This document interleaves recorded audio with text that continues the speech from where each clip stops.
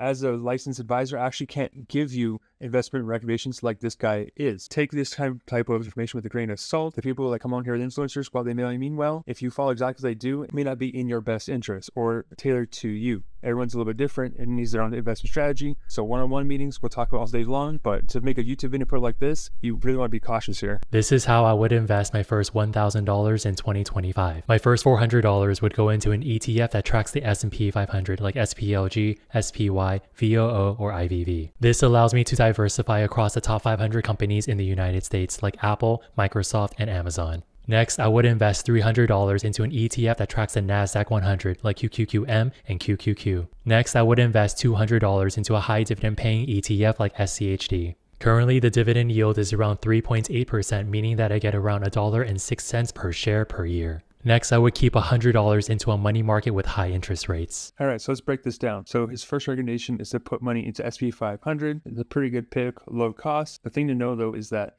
even though it's an S&P 500 stocks, they're not weighted equally. In fact, the top 10 holdings control the majority of the price movement you have, and they're mostly in the tech sector. So you're actually overweighted into certain stocks. So it's not like you own Apple, Microsoft evenly. You actually have more Microsoft, Apple, the big ones. You're gonna have more shares in those as opposed to other ones inside the S&P 500. So you're going to be overweighted more towards the tech sector. So if tech's good, you'll be good. If tech has a bad year or crashes because it's some kind of tech bubble burst, then you're going to feel it a lot more in there. Nasdaq also super tech heavy. So if I have money in S&P and Nasdaq, you're overweighting more into the tech sector. Third, he's in a dividend producing fund. Not a big fan of dividends. Why? Because all dividends is a forced distribution in your account. Even if, like how he said, you get $1 per share of a dividend, what happened was they took the dollar from your share price and they gave it back to you. So if a market was absolutely flat and they gave you a 3% dividend, or let's say it's a $3 dividend, the share was $100 per share, the stock would go from $100 down to $97,